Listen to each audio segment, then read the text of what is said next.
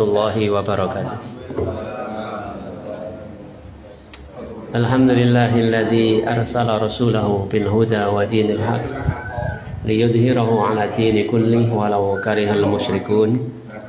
Asyhadu an la ilaha illallah wahdahu la syarikalah wa asyhadu anna Muhammadan abduhu wa rasuluhu la nabiyya ba'da. Allahumma salli wa sallim wa barik ala nabiyyina Muhammadin wa ala alihi wa ashabihi ajma'in. Bapak-bapak, ibu-ibu dan saudara sekalian rahimani wa rahimakumullah, kita bersyukur kepada Allah Subhanahu wa taala yang memudahkan kita sekalian bisa hadir kembali di tempat ini. Bersama-sama kita mempelajari dan mengambil faedah dari perjalanan junjungan dan panutan kita Nabi Muhammad Sallallahu Alaihi Wasallam, yang pada malam ini kita masih meneruskan faedah dari kedatangan Nabi Sallallahu Alaihi Wasallam di bumi hijrah Madinatul Munawwarah. Bapak dan saudara sekalian yang dimuliakan oleh Allah Subhanahu wa taala, faedah berikutnya yakni sebagaimana telah kita ketahui, saat para sahabat mengetahui, mendengar ada yang berteriak, yakni orang Yahudi yang meneriakkan, wahai orang-orang Arab, itu loh kakekmu sudah datang. Artinya bukan ikhlas memberikan kabar, tapi dia sedikit melecehkan gitu mereka. Karena waktu itu berhari-hari semenjak mendengar Nabi SAW telah keluar dari Mekah, maka para penduduk Madinah yang telah muslim khususnya, mereka senantiasa menunggu dan melihat di atas rumah-rumah mereka kedatangan Nabi SAW. Setelah panas mereka turun, ya besoknya pagi gitu lagi, sore adem gitu lagi. Sampai suatu ketika mereka telah kembali ke rumah-rumah mereka karena terik matahari, ternyata ada orang Yahudi yang melihatnya dan dia berteriak mengatakan seperti itu, wahai orang-orang Arab, itu loh kakekmu sudah datang. Kemudian mereka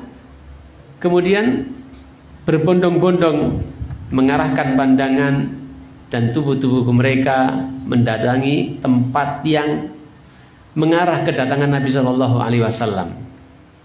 Sampai terlihatlah dari kejauhan Nabi Shallallahu Alaihi Wasallam yang kian waktu ikan mendekat tambah besar dan berturut Nabi Shallallahu Alaihi Wasallam bersama Abu Bakar radhiyallahu anhu.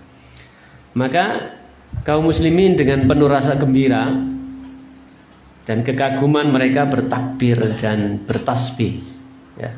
Mereka bertakbir, mengucapkan Allahu Akbar, mengucapkan tasbih Subhanallah, ya, dalam lisan-lisan mereka, karena senangnya mereka akan kehadiran Nabi Sallallahu Alaihi Wasallam, karena gembiranya mereka terhadap orang yang mereka nantikan, mereka tunggu-tunggu, walaupun sebagian besarnya belum pernah melihat Nabi. Sebagian besar sahabat Madinah waktu itu belum pernah berjumpa dengan Nabi, gak ngerti rupane Nabi. Ya, durung ono foto, belum ada HP. Jadi sampai diceritakan dikiranya Abu Bakar yang Nabi itu, ya, karena waktu itu Nabi duduk dan Abu Bakar berdiri. Orang-orang pada menghormat kepada Abu Bakar. Ternyata malah Abu Bakar menaungi Nabi Sallallahu Alaihi Wasallam karena panas. Baru orang-orang tahu, yang belum tahu baru tahu kalau itu Nabi Sallallahu Alaihi Wasallam. Jadi ketika mereka mendapati Nabi Sallallahu Alaihi Wasallam telah hadir di tengah-tengah mereka, maka mereka dengan sukacita penuh kegembiraan mereka bertakbir dan mengucapkan juga tasbih. Itu yang mereka ucapkan, bukan kalimat-kalimat yang lain. Dan itu pula yang kita dapatkan sebelum ini ketika mereka bergembira akan keislaman Umar bin Khattab di rumah Al-Arqam bin Abil Arqam gitu. Ketika Umar menyatakan keislamannya, mengucapkan doa kalimat, maka mereka bertakbir. Dan inilah semestinya yang kita contoh gitu. Bukan ketika bergembira malah teriak-teriak dengan kalimat-kalimat yang lain. Contohnya Bapak Irti, dengan tepuk tangan, dengan ini dan sebagainya. Ya, kita punya adat istiadat sendiri orang Islam. Dan kalau kita semua merujuk kepada agama ini, maka seluruh dunia akan sama. Bagaimana ketika mereka sedih, bagaimana mereka ketika gembira, bagaimana ketika mereka mendapatkan nikmat. Nah, ma'asyiral muslimin rahimanallah, bapak-bapak, ibu-ibu dan saudara sekalian muliakan oleh Allah Subhanahu wa taala. Itulah pelajaran untuk kita sekalian. Dari keteladanan yang dicontohkan oleh generasi terbaik umat ini. Ketika mereka bergembira, ya, ketika mereka takjub dan sebagainya, senang hati, maka mereka bertakbir kepada Allah Subhanahu wa taala, membesarkan Allah Subhanahu wa taala dengan ucapan-ucapan lisan mereka. Kemudian ma'asyiral muslimin rahimani wa rahimakumullah, tatkala Rasulullah sallallahu alaihi wasallam sampai ke Kuba. Beliau singgah di tempatnya Kalsum bin Hadam. Dia ini adalah kepala suku, ya, kepala suku pembesar di sana. Ya, dia pembesar dari kabilah yang ada di Kuba itu. Beliau Shallallahu Alaihi Wasallam mampir di sana sehingga di tempatnya. Dan ini merupakan bentuk penghormatan, ya, dan memuliakan orang yang lebih tua, orang yang punya kedudukan. Dan sikap kita yang diajarkan dalam agama ini, kita memuliakan orang-orang yang memang dimuliakan, orang-orang yang mulia yang dimuliakan. Kita menghormati orang-orang yang memang sepantasnya dihormati. Di antaranya adalah para tetua, ya, para pejabat, gitu, orang tua kita. Ini orang-orang ulama, gitu. Ini yang orang-orang yang seharusnya yang diberikan tempat untuk dimuliakan, dihormati. Dan Rasulullah SAW memberikan contoh di sini. Beliau bukan kok dengan alasan tawadhu lalu nggak mau disambut yang begitu-begitu, pilih rumah yang reot, ya tidak begitu Rasulullah SAW. Ya, beliau menghormati, memuliakan orang yang punya kedudukan di sana, yang orang-orang di sana juga memuliakannya. Justru kalau tidak memuliakan, ya penghinaan. Dampaknya bisa menjadikan marah para penguasa di situ. Iki sopo gitu. Wong teko-teko ujug-ujugan dihormati wong akeh, wah iki ape ngeroyok apa? Pengaruhku, ini kan bisa marah seperti itu. Dan inilah sikap baik yang dicontohkan Rasulullah Shallallahu Alaihi Wasallam. Semua orang pengen disinggahi oleh Rasulullah SAW. Karena memang Rasulullah berhari-hari telah ditunggu mereka. Mereka telah beriman kepada Rasulullah SAW. Semua pengen mendapatkan kemuliaan, tempatnya disinggahi oleh orang-orang yang paling mulia, orang yang terhormat. Di antara kita saja, siapa sih yang gak suka gitu kalau seandainya ada Pak Camat atau lebih dari itulah presiden gitu, ujuk-ujuk tekono Labuan, terus ujuk-ujuk mampir nonggone omahe Pak Wiji gitu. Liane apa gak minggir Wiji sah gitu. Untuk ndaru gitu. Ya, ketiban ndaru. Ngipi apa cak moza itu. Ya, sebuah kemuliaan, ya, sebuah kemuliaan. Nah, kemuliaan itu diberikan kepada orang yang memang mulia. Kalau kepada pemimpin tidak ada kan, mungkin tidak ada yang iri, tidak ada yang sebagainya. Coba kalau yang lainnya gitu, mungkin akan iri. Kok rumahku sing kok gak rumahku deh. Nah, apalagi pemimpinnya kan malah tersinggung.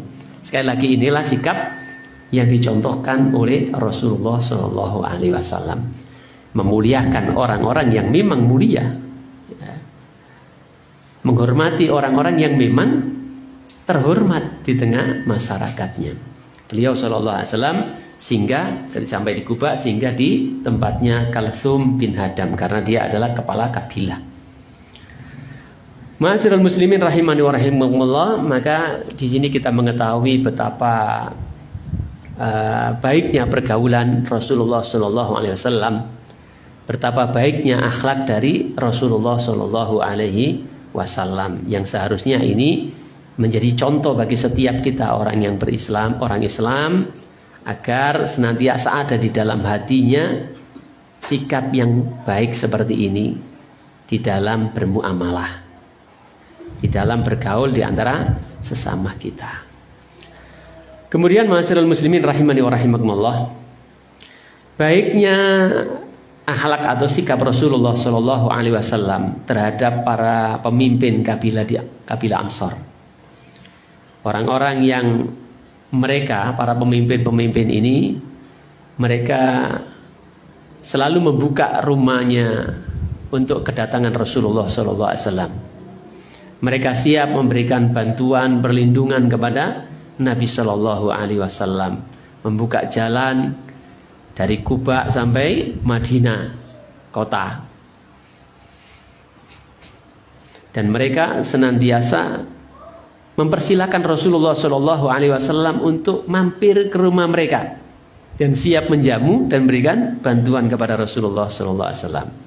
Maka Rasulullah Shallallahu Alaihi Wasallam dalam hal ini beliau meminta uzur, ya, meminta maaf, ya maaf, mungkin kurang lebihnya maaf, kami tidak bisa mampir ke tempat-tempat kalian, gitu.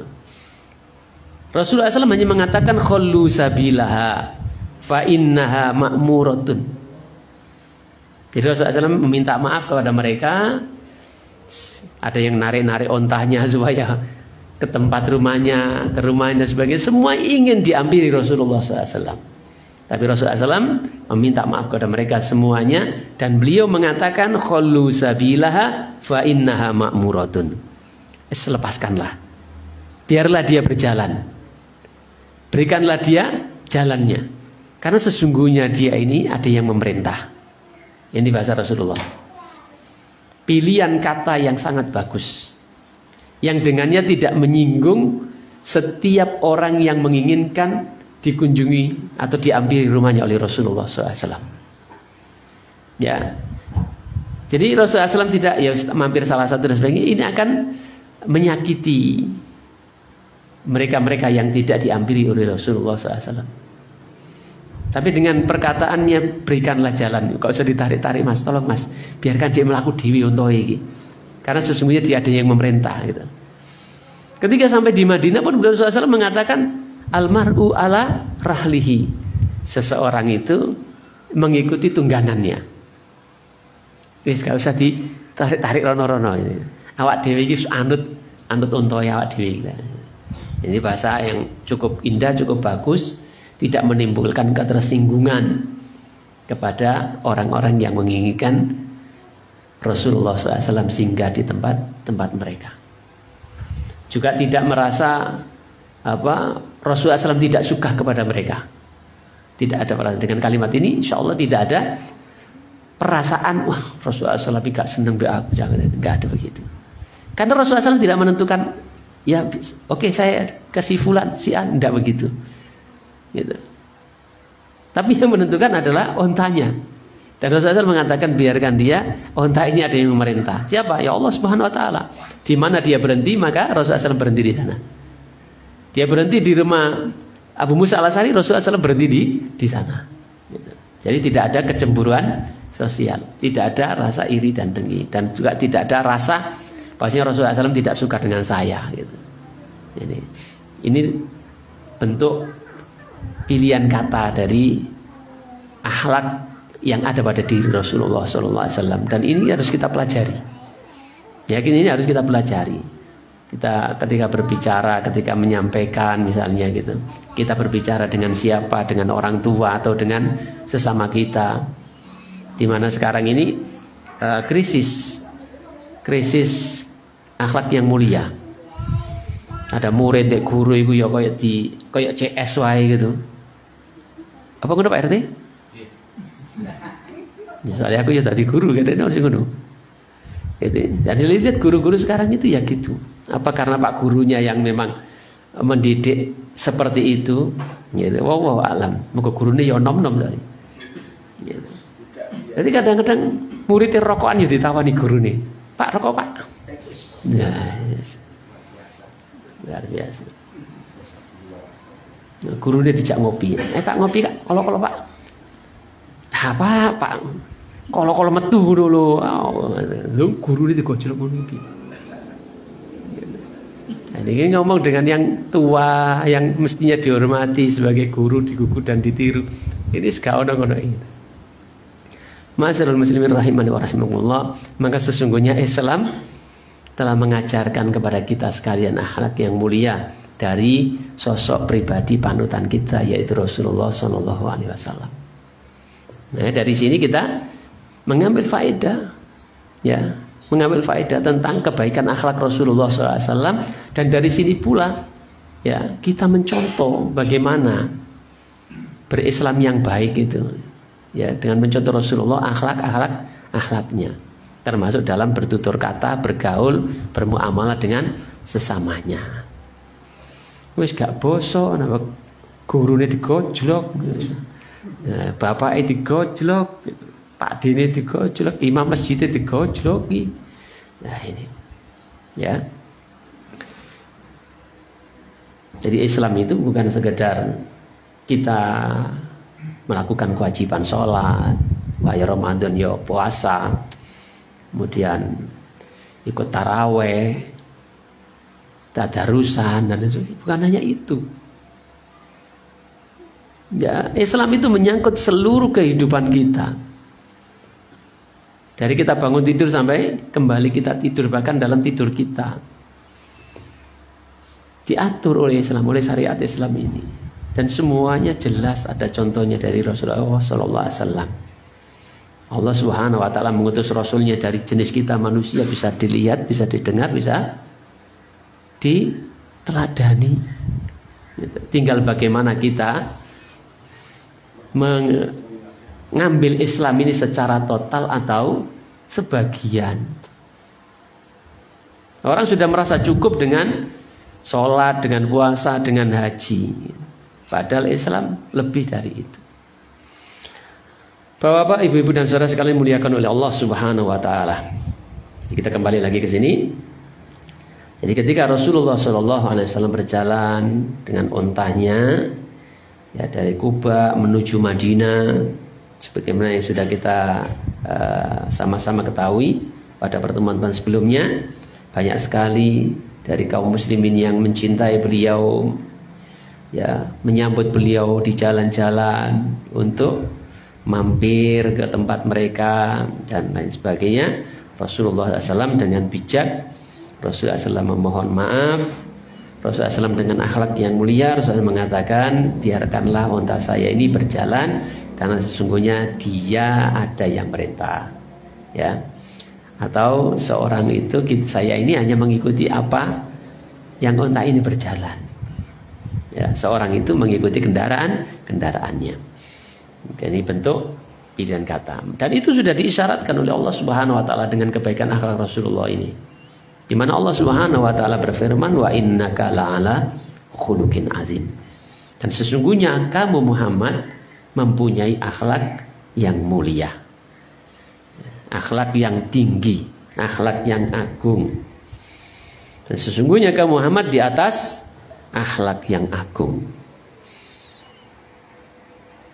Dan itu adalah sebaik-baik contoh bagi kita yang Allah Subhanahu Wa Taala utus beliau. Laqad kana lakum fi Rasulillahi uswatun hasanah. Dan sungguh telah ada pada diri Rasul suri tauladan yang baik bagi kalian. Sejauh mana kita bisa meneladani Rasulullah SAW, ya monggo dipetani dewi-dewi. Ya monggo metani awake dewi-dewi. Kemudian pelajaran yang lain di sini menunjukkan akan kemuliaan sahabat Nabi Shallallahu Alaihi Wasallam, yaitu Abu Ayyub Al-Ansori. Ya, keutamaan yang terang, yang jelas pada diri Abu Ayyub Al-Ansori. Ketika Nabi Shallallahu Alaihi Wasallam tinggal di rumah Abu Ayyub Al-Ansori ini, sampai beberapa bulan beliau tinggal di rumah Abu Ayyub Al-Ansori ini, sampai dibangunkan untuk beliau rumah dan baru beliau pindah di sana. Jadi Abu Ayyub Al-Ansori ini sahabat yang kita ketahui termasuk sahabat yang awal-awal masuk Islam, as-sabiqunal awwalun. Abu Ayyub Al-Ansori ini ya jauh-jauh dari Madinah datang ke Mekah, kemudian memeluk Islam, kemudian mendakwakan dan dipukuli orang, saking semangatnya. Beliau ini juga termasuk selain as-sabiqunal awwalun, Abu Ayyub Al-Ansori ini kita ketahui semangatnya di dalam menuntut ilmu dan mengamalkannya. Datang ke Uqbah bin Amir di Mesir, didatangi untuk mendapatkan beberapa hadis dalam sejarah kehidupannya. Dari Madinah dan Mesir itu ya bukan perjalanan yang dekat gitu. Hanya untuk mendapatkan beberapa hadis. Mendapatkan ini hadis, pernah dengar dari riwayatnya, didatangi. Benar enggak gini? Semangat ya di dalam menuntut ilmu, harus meskipun harus mengeluarkan harta untuk perjalanan itu, mempersiapkan kendaraan dan rasa capek, lelah dan sebagainya. Nah, kalau kita ini ya jauh. Ya jauh. Di sini dibawakan hadis ya kadang-kadang ya teko, kadang-kadang ora gitu. Ya gitu. Kadang-kadang ya alasan konser barang, kadang-kadang gitu. Ya kalau di sana juga ngaji Pakde, aja seudon. Nah kono yo nyetel Khalid bahasa lama. Ma'asyiral muslimin rahimani wa rahimakumullah, itulah keutamaan sahabat Abu Ayyub Al-Ansori yang rumahnya disinggahi Nabi sallallahu alaihi wasallam. Selain juga bahwasanya Abu Ayyub Al-Ansori ini juga beliau yang bernama Khalid Khalid bin Zaid bin Kulayb bin Sa'labah. Ini nama aslinya, tapi nama kunyanya adalah Abu Ayyub Al-Ansori. Beliau ini dipersaudarakan oleh Nabi Shallallahu Alaihi Wasallam dengan Mus'ab bin Umair. Ya, dengan Mus'ab bin Umair. Jadi kan ketika Rasulullah SAW datang ke Madinah itu, diantara yang dilakukan Rasulullah SAW adalah mempersaudarakan sahabat muhajirin yang datang dari Mekah, tidak membawa apa-apa, ada juga yang tidak membawa bujuk, gitu.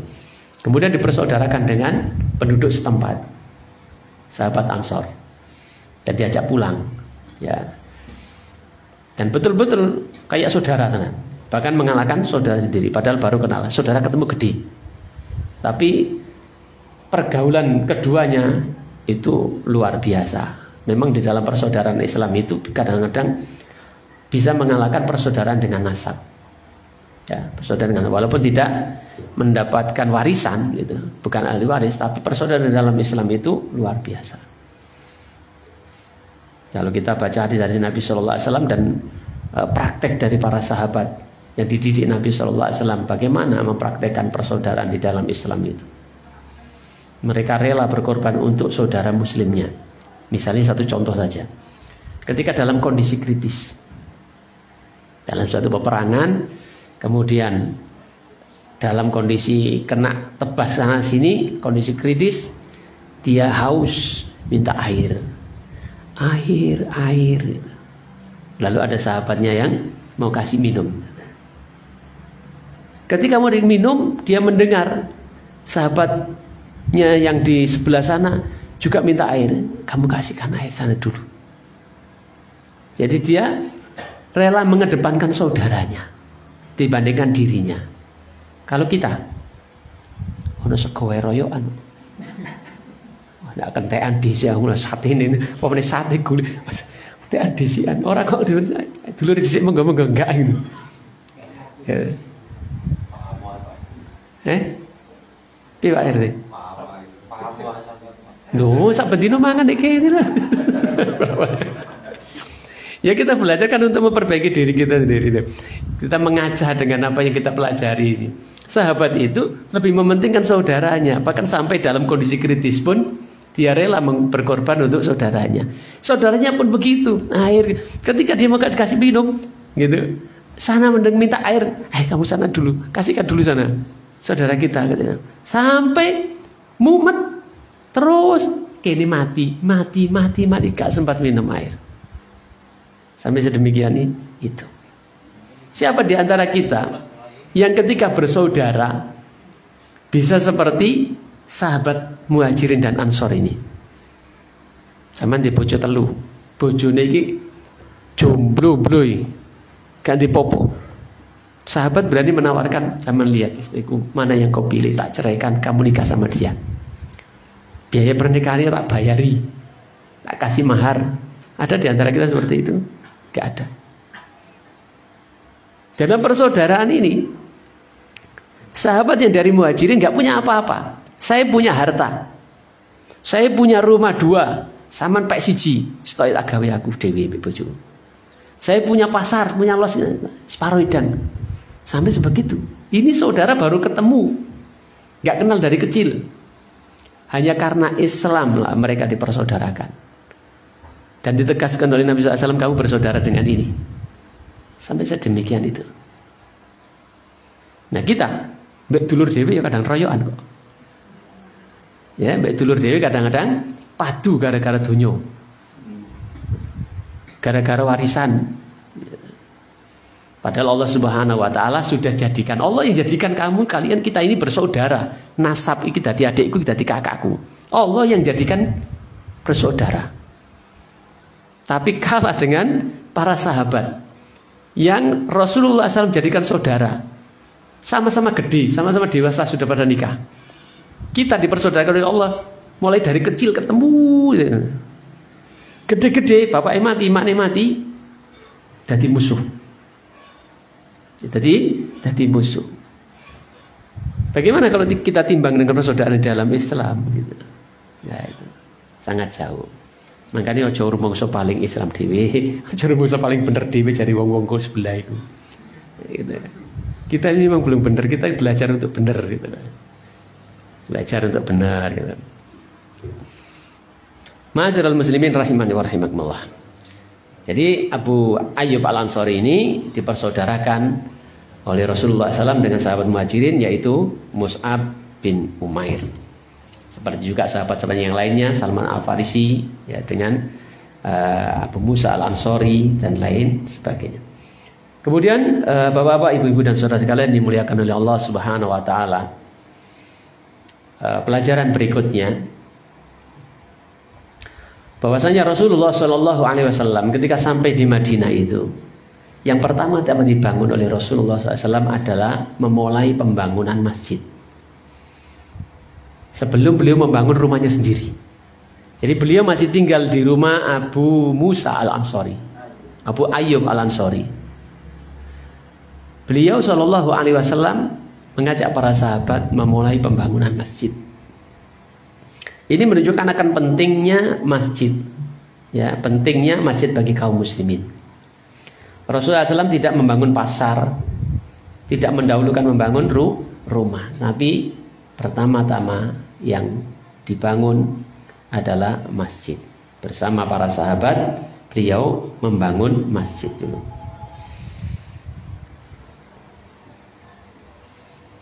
Sekali lagi ini pertama menunjukkan akan pentingnya masjid bagi kaum muslimin, atau menunjukkan akan pentingnya masjid di dalam Islam ini.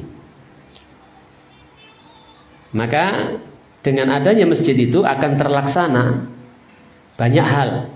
Di antaranya terlaksananya bentuk peribadatan kepada Allah Subhanahu Wa Taala. Karena dia adalah tempat dilaksanakannya sholat berjamaah. Dan jamaah sendiri, sholat berjamaah adalah sungguh sangat penting di dalam agama ini. Jadi menunjukkan akan pentingnya masjid di dalam Islam, pentingnya masjid bagi kaum muslimin, karena dengan masjid itu bisa terlaksana beberapa hal. Di antaranya adalah terlaksananya sholat berjamaah. Selain itu tempat iktikaf.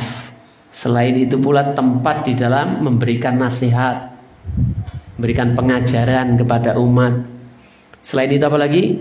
tempat bersosialisasi sesama kita, sesama kaum muslimin, saling mengetahui keadaannya, mengetahui tentang keimanannya, menjadikan lebih dekat dengan kepribadiannya, bertemu di masjid. Di mana di masjid itu tidak ada perbedaan antara orang yang punya kedudukan dengan tidak punya kedudukan. Tidak ada perbedaan kepala suku dengan babu. Siapa yang datang duluan dia berhak menempati shaf yang pertama. Tidak ada perbedaan. Tidak ada tempat khusus raja di sana. Kalau ada tempat khusus raja, biasanya kita yang buat sendiri. Tapi secara hukum tidak ada. Siapa yang menempati tempat di mana dia suka di depan, katakannya karena itu ada keutamaan shaf yang pertama, maka dia tidak berhak untuk disuruh berdiri. La takumur rajulur rajula min majlisihi. Tidak boleh seseorang itu menyuruh berdiri orang dari tempat duduknya. Summa yajlisu fiha, kemudian dia duduk di tempat itu. Tidak boleh. Maka siapa yang datang lebih dulu, dia duduk, dia yang lebih berhak daripada yang lainnya. Masjid. Dan Masya Allah, kita rasakan ya. Kita rasakan masjid itu betapa pentingnya. Memang nggak masalah kita nggak ngaji di masjid, itu nggak masalah. Bisa di mana saja. Tapi di masjid itu lebih banyak keutamaannya. Dalam masalah belajar, Rasulullah SAW mengatakan Allah turunkan ketenangan, Allah curahkan rahmat, dinaungi malaikat, disebut-sebut kebaikannya di hadapan makhluknya. Itu ketika kita belajar di masjid. Secara sikap kita di masjid, ya. Kalau kita di sini mau apa-apa cek sukan, bahkan mau resik-resik sukan. Tapi kalau di masjid semua orang merasa memiliki. Ketika kita tidak bisa ngaji lagi di masjid, itu betul-betul kita rasakan. Bukan hanya kemudian yang perempuan tidak bisa ngaji, ya, karena di rumah itu sulit untuk tempat perempuan. Teman-teman juga tidak bisa bebas untuk resik-resik, untuk tidur-tiduran. Beda ketika kita ada di masjid ngaji, waktu itu masih di masjid. Ada rasa kangen datang ke sana. Habis ngaji, ada obrolan-obrolan, tambahan ilmu, ada bisa tidur-tiduran, istirahat. Bisa jadi tempat jujukan ketika lelah, mari becak pegelen. Kalau di rumah, kan di sini misalnya, ya gak enak Pak Sultan ya, dikembok pisan, gak enak. Mau bersih-bersih juga suka. Kalau lagi bersih-bersih terus ucuk-ucuk ono keluargane, kan gak enak. Nah, itu. Jadi masjid itu sungguh sangat penting. Sambil keutamaan yang disebutkan oleh Rasulullah SAW, ya, aktivitas di masjid dibandingkan di tempat yang lain. Dan juga keutamaan-keutamaan yang lain. Selain itu adalah tadi itu di masjid juga kita bisa memberikan pengajaran, ya, taklim, ya, berikan nasihat, berikan fatwa, ya, bisa saling kenal. Apalagi di live seperti ini kan, orang yang teman-teman dari Kalimantan yang asalnya orang sini, kebetulan di sana sudah ngaji, maka ketika pulang cari di mana kajiannya, gitu. Akhirnya kenal, ya, saling berhubungan karena masjid, ya, karena ini omah wadah wakabe, sukan KB harus ngontak duluan gitu untuk main ke rumah gitu. Tapi kalau di masjid langsung datang aja ke masjid, gitu ya. Ketemu siapa gitu. Kemudian masyaallah muslimin rahimani wa rahimakumullah, di masjid itu kita bisa saling mengenal. Di antara orang yang dari kampung sini, ya bisa saling mengenal. Diikat dengan ikatan persaudaraan di dalam Islam, bertemu di masjid. Seperti kita Masya Allah senangnya ketika berada di Masjid Nabawi, di Masjidil Haram. Bukan hanya ketemu dengan antar desa, tapi antar negara, berbeda ras, suku dan bangsa. Dulur kono sing pirang ngene cah. ono sing ganteng ini sing putih, masya Allah, dengan berbagai karakter dan omongan mereka yang kadang-kadang kita nggak ngerti. Tapi sebenarnya, ya, andai kata saya membayangkan waktu itu, andai kata gitu, ada bahasa persatuan di dalam Islam ini, semua bisa berbahasa Arab.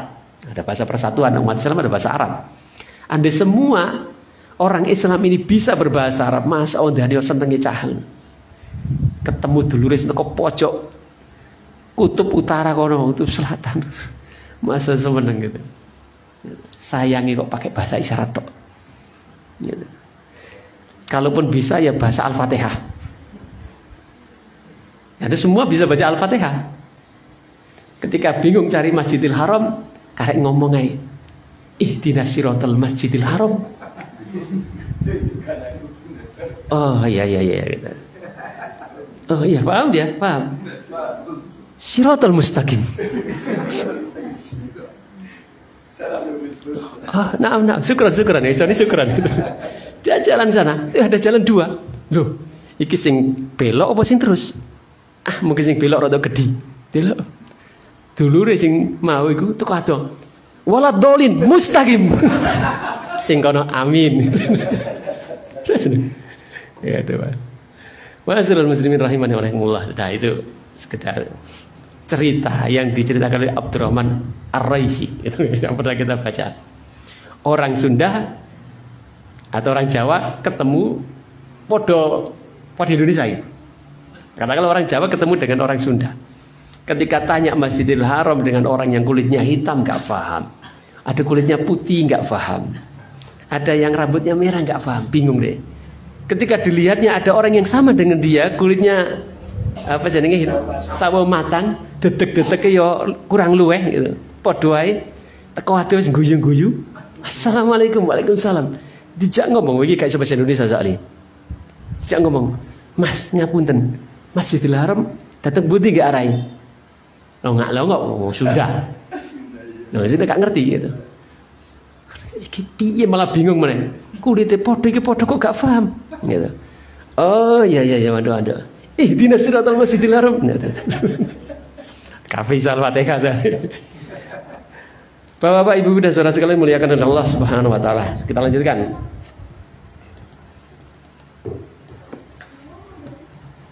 Jadi itulah pentingnya masjid, diantaranya adalah sebagai sarannya terlaksananya ibadah kepada Allah Subhanahu wa taala, yaitu sholat berjamaah. Yang mana sholat berjamaah tidak dilakukan kecuali di masjid.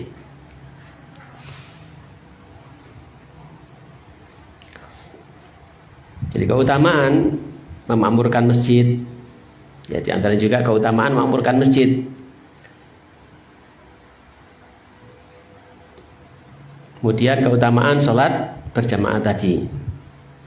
Maka membangun masjid itu suatu yang urgen, yang sudah dicontohkan oleh Rasulullah Shallallahu Alaihi Wasallam.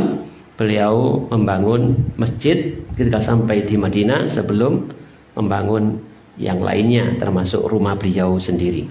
Baru setelah masjidnya selesai, baru beliau membangun rumahnya.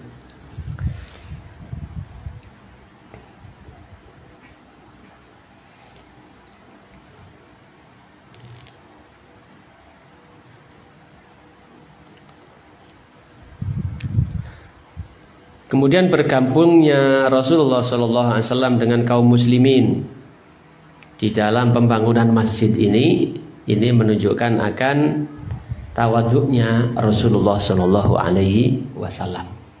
Jadi ada kebaikan akhlak Rasulullah SAW. Rasulullah SAW tidak menonjolkan diri dengan ongkang-ongkang kaki, perintah sana, perintah sini. Tapi Rasulullah SAW juga bergabung apa yang bisa beliau lakukan, maka beliau bersama-sama dengan kaum muslimin, apa itu angkat batu, apa meletakkan dan sebagainya, dilakukan bersama-sama kaum muslimin.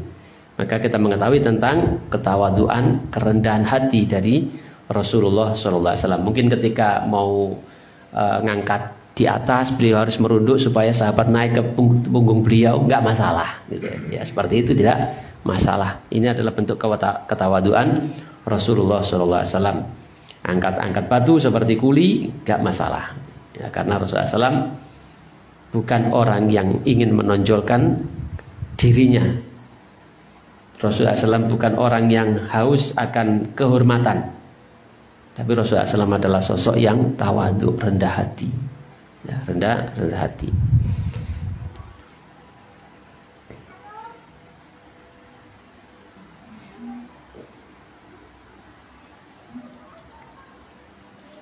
Kemudian kebersamaan Rasulullah SAW bersama-sama di dalam bangun masjid merupakan contoh keteladanan yang baik bagi kita di dalam beramal. Maka seorang muslim itu apabila diseru kepada kebaikan, maka hendaknya dia menjadi orang yang pertama yang bersungguh-sungguh ya untuk mendahului di dalam kebaikan ini. Dan apabila dilarang, maka dari suatu keburukan, maka dia orang yang pertama juga yang akan menjauhinya. Dan semoga kita sekalian bisa meneladani akan semua ini. Insya Allah pada pertemuan berikutnya kita lanjut dengan poin berikutnya.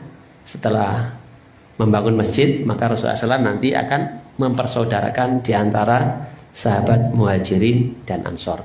Mudah-mudahan poin-poin ini bisa kita ambil faedahnya, bisa menjadi keteladanan untuk kita, dan tak lupa hanya kepada Allah Subhanahu wa taala kita memohon agar bisa mengamalkan apa yang sudah kita ketahui, menjadikan akhlak kita lebih mulia, menjadikan lebih baik muamalah kita dengan saudara-saudara semuslim, seiman, terutama saudara-saudara yang sering bertemu dengan kita dalam kajian-kajian keislaman ini. Wa akhiru da'wana alhamdulillahirabbil alamin. Subhanakallahumma wa bihamdika asyhadu an la ilaha illa anta astaghfiruka wa atubu ilaik. Assalamualaikum warahmatullahi wabarakatuh.